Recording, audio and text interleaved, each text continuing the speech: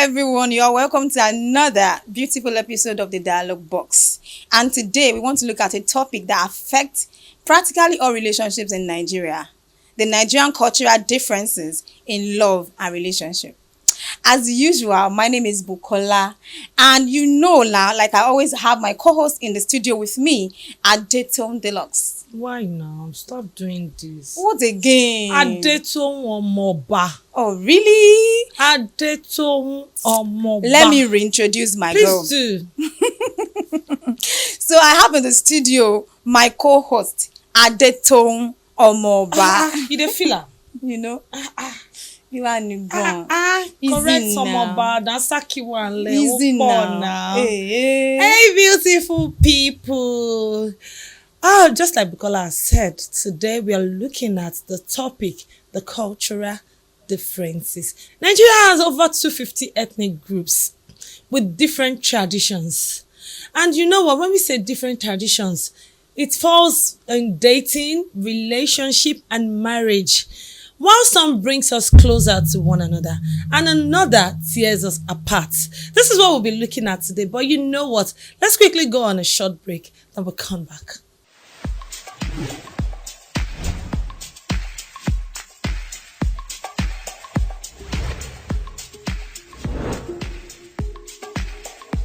Welcome back. Just like we know, dating in Nigeria varies. Okay, let's look at a Yoruba man dating an Igbo lady. I don't know how they do it, but it's something we really need to look at. Bukola, what do you say to that? Yeah, that's true. Because even within the same culture, dating styles still differ. Because you still see in the urban cities, you still see courting and going on dates being part of relationships and all that. While in the rural area, it may not be so. And Yoruba men are known for being caring. When you see our Yoruba demons, they are so caring. But when we look at dating in the northern part of Nigeria, I don't think those people, when it comes to caring, I'm not saying that they don't care for their wives, but I'm looking at showing the public display of affection part of Yes. it. Well, I agree. I'm not going to say that I'm not going to say that the Northerners do not care for their wives or their women, but I'll just say that I think, I'm not too sure, but I think their religion forbids PDA, like the public display of affection and all that. So that also has a role to play in love. And because women, you know how we are, we so love PDA. Let's not lie.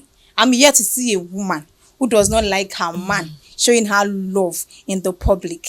If you are that one who don't like it, come out and let's hear you. But I know that all of us will like it. Okay, let's look at marriage in Nigeria. All right. When we look at marriage in Nigeria is beyond two people coming together to get married. Yes. It's about the family, the cultural expectations. True. So what can you say about that, Bukola? I'd say that for anyone who wants to go into such inter-ethnic marital commitment and all that, you really need to understand deeply the cultural expectation of your spouse. Because the truth is that it is really a lot. Unlike now that I think civilization is making some cultures go extinct. We don't really place emphasis on some parts, but there are some parts of Nigeria that it is still very, very important. For instance, now, in some part of Igbo land, I know that when the man dies, the woman does some things that if you don't know about it before, even your family will be like, no, especially if you're Yoruba, but it is part of their culture. So you need to understand the depth of the culture of your spouse before going into a commitment with them, because it will wow you. Okay, now let's talk about the cultural conflicts in relationships. Why did you do that? Because the conflicts are there. Honestly. Okay, let's take a look at a Yoruba lady who has been taught to be independent, getting married to an Hausa man. Okay. And you know an Hausa man, they want to take the sole responsibility of their wife. Okay. So let's look at that. Do you think it will not result to conflicts? Yes, it still boils down to friendship in committed relationships. Now, So Hausa you dey follow talk. Oh. not all Hausas are that bad. I mean, like some Okay, of let's them look at the are percentage. okay. Fine, fine. 80%. Yeah, I agree to an extent, but at the same time, I feel like when it is a relationship, the truth is that there are some part of our culture that you just let go and allow the other person's culture to dominate. For instance, let me give you a practical example. I remember Okay. on my wedding, actually married a man from Ekiti, and me being a Lagos girl, my family, I'm from Lagos, and I remember my mom's older sister told my husband and said, "Omo, wow, kò lápá tó máa fi gúnyán o." Meanwhile, we know that pounded yam is synonymous to Ekiti people. So, and it felt somehow awkward to my husband. However, I think he understood because where's the hand I want to use to gúnyán? You don't Reality-wise, even have hand, I don't have that you? hand. Do you get? You But are my point now is that pelebe. the culture, the expectation of an Ekiti family is for you as their wife to know how to pound. But if Yes. your man or this other spouse Understands. understands, you find your way around it. But how Do you many get? people That's where I'm understand? going to that. But you need to understand that not every person from the other culture will take that from you. Do you get? So now that is where the conflict usually come when the other person does not understand that. Okay, allow this, let love lead. But at the same time, I also will still counter myself and say that you can't say because you cannot do this and allow the other person's culture to go extinct in your relationship. You can't say because I can't meal leguyon and then you now suffer the man from eating his cultural food. You're right. I'm using that one as an example. It goes also to be married from different and all Yes. that. So Now let's look at the interfaith relationship. You being a Christian, getting married to a Muslim. interfaith for me, I'm going to speak from the angle of the fact that I also know that even within Christendom, we still have the interdenominational marriages that are Yeah, that that's are also full another of conflict. handle. Do you get? But when we talk about interfaith now, I think both parties just really need to understand what you want. Because if you are a committed Muslim and a committed Christian and you want to get together in a marital commitment, it's going to be very, very difficult. Because when you read the scripture, the Bible, and you read the Quran, then you see there are some slim places where there are conflicts. So now how will you now overcome that and you will allow your marriage to still thrive? And are we now saying that, okay, for instance, in Christianity now, it is believed that the family should always be together, the morning devotion is part of there, going together to church is there, praying together, fasting together. And how do you now do that if you're marrying someone from another faith? And yet we preach we should come together in love. So how do we now do that? It's actually tough. To Okay, me, I'm it's going tough. to counter that part. You Okay. said it takes two people coming together. When we look at the interfaith relationship, it's beyond two people coming together. Okay. Because we look at the wedding expectation, the cultural part, and how to raise the children. Okay, when we look at the wedding tradition now, you being a Muslim, me being a Christian, you want a church wedding, I want a Nakai. Okay. So how do we come together to balance it? How do we raise the kids? You I want your see. children to go to the church with you, and I insist that I want my children to also go to the mosque. Yeah. So how can we balance that? balancing that, I would still say it's still in the hands of the spouses involved. Because the truth is that as a Christian or as a Muslim, you also need to understand that your family background. How would they take it? Would they be welcoming to the other faith? If you are a Muslim who is not too devoted, it's easier. Right? Am I correct? Yeah. If you're not that devoted Muslim, it is easier. If you're not that devoted Christian, it is easier. But when you are now an SU, in quote, sorry, people who are, spirit coco as a Christian or spirit coco as a Muslim, to now put the two together, you both need to come together and have a reality talk. Like sit yourselves down. Think about, will this work? Because it's going to be very tough for it to work. That is what I believe. Okay, let's quickly go on a short break. We'll be right back.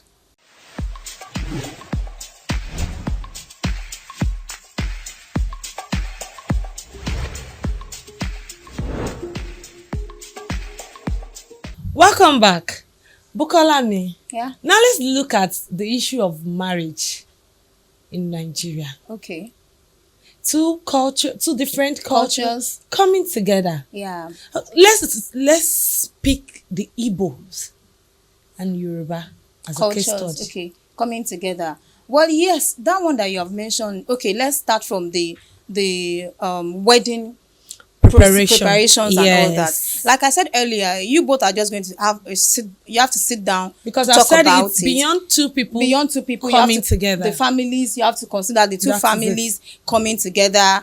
And then sometimes if you have a tough family, a difficult family, the journey becomes It tougher, becomes a problem. a problem. They will also look at the long list of is it what they Bride call price. That eh. is what I want you. I want you Eh. to eat the amount. Okay, Yes. because unlike in Yoruba culture now, what they ask are is not that Sometimes we much. even see these people as our children.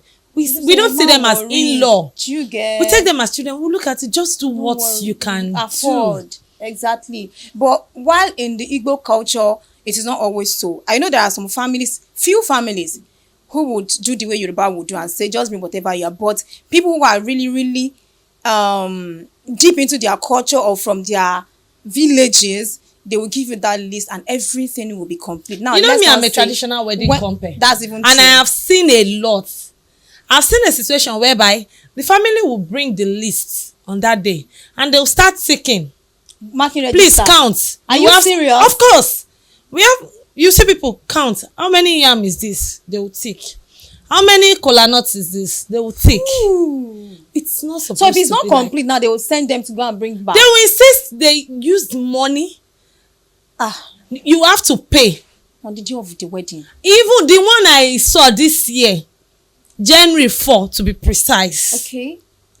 The man has to say that, okay, this wine you brought is not the same brand. That they requested for. I'm not going to accept this. For real. And the groom's family said, okay, instead of that, we Okay. can just give you the money. The man said, no, They should you have not to and go bring get the brand. it.